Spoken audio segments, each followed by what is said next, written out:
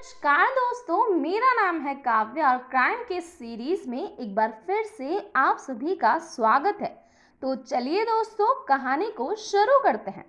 22 नवंबर 2022 को पुष्पा जब रात को बाजार से सामान खरीदकर घर लौटी, तब उसका मन काफी बेचैन था। उसे बार बार अपने भाई गुमान सिंह की याद आ रही थी।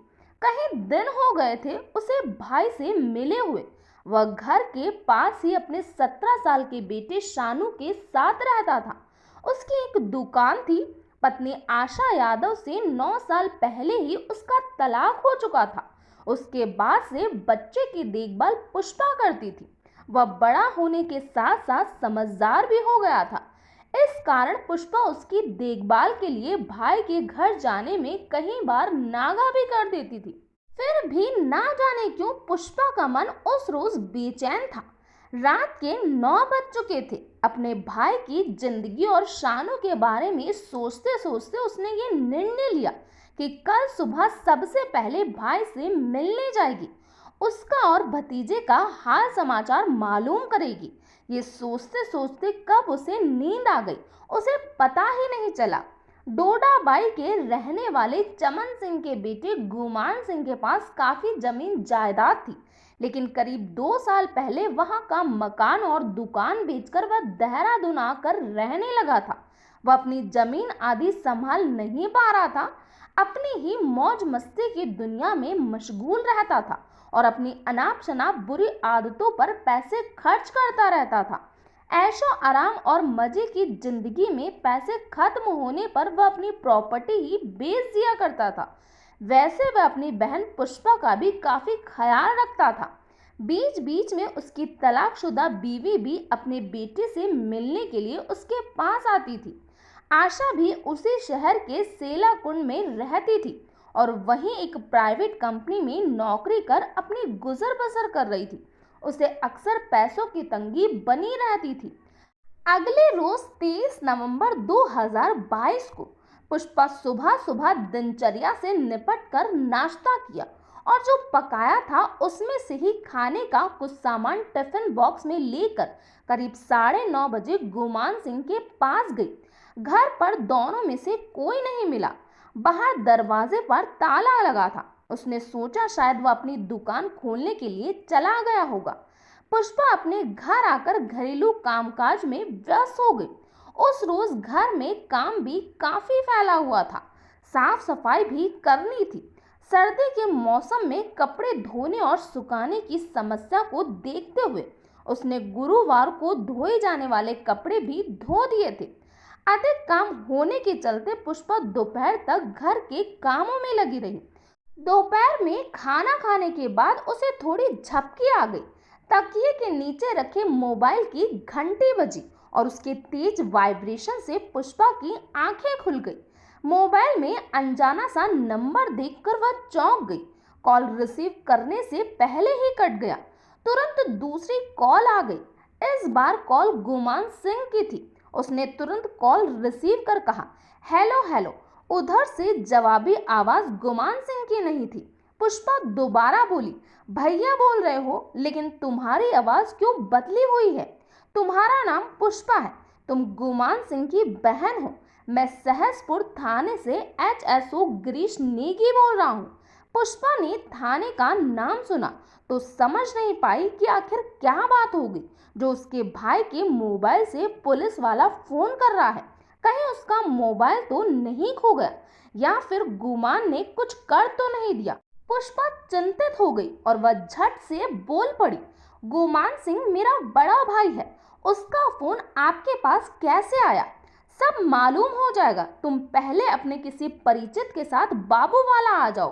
पुष्पा ने फोन पर ही पुलिस के सामने सवालों की लाइन लगा दी, जिसके बाद नेगी ने जोर देकर बोला, अरे बाबू वाला के उस घर में आओ जहां उसकी पत्नी आशा यादव रहती है।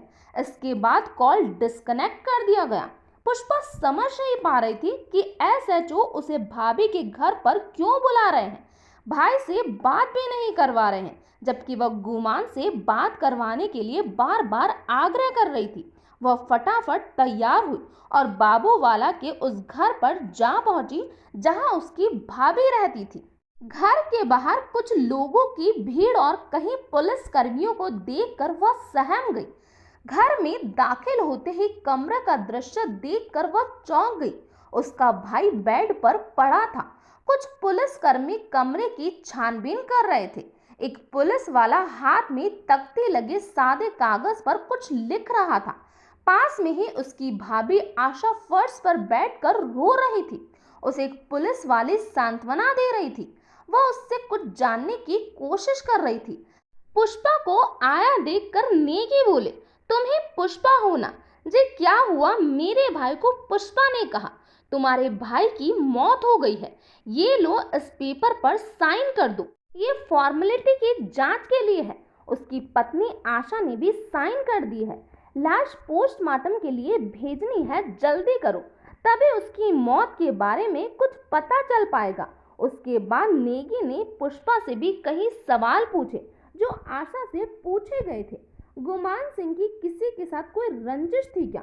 नहीं साहब, वह खाने पीने वाला आदमी जरूर था, लेकिन उसकी किसी से कोई दुश्मनी नहीं थी।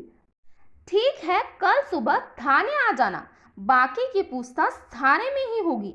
आशा से भी नेगी ने ऐसा ही कहा था। मामला आकस्मिक मौत का था। प्रारंभिक जांच से हत्या प्रतीत हो रही थी।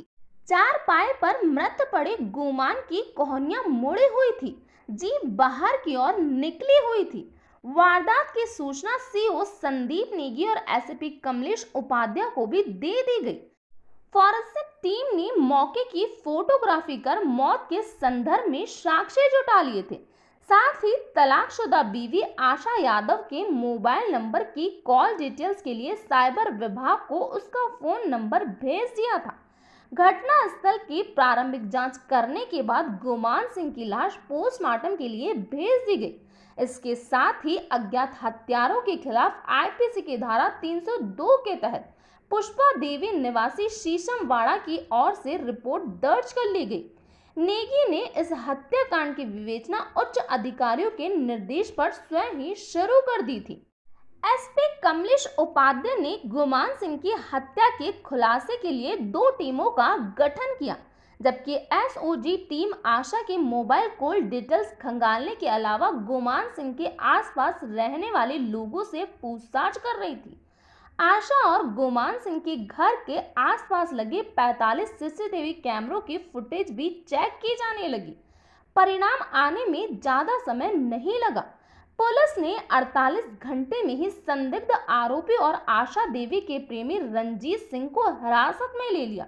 उसकी गिरफ्तारी मुखबिर की सूचना पर देहरादून से हुई थी। इससे पहले 22 नवंबर 2022 को पुलिस मृतक की पत्नी आशा देवी से गहन पूछताछ कर चुकी थी। थोड़ी सी सख्ती बरतते ही वह टूट गई।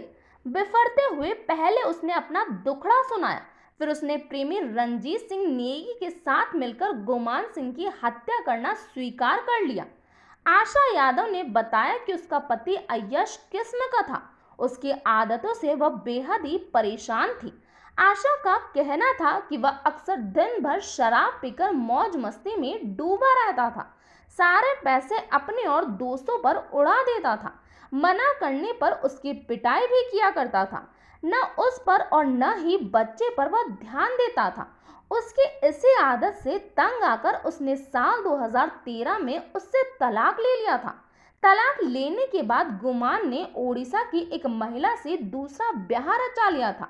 हालांकि वह भी गुमान की आदतों से तंग आ गई और उसके साथ 2 साल ही निभा पाई। वह जब मन करता अपनी प्रॉपर्टी बेच देता था।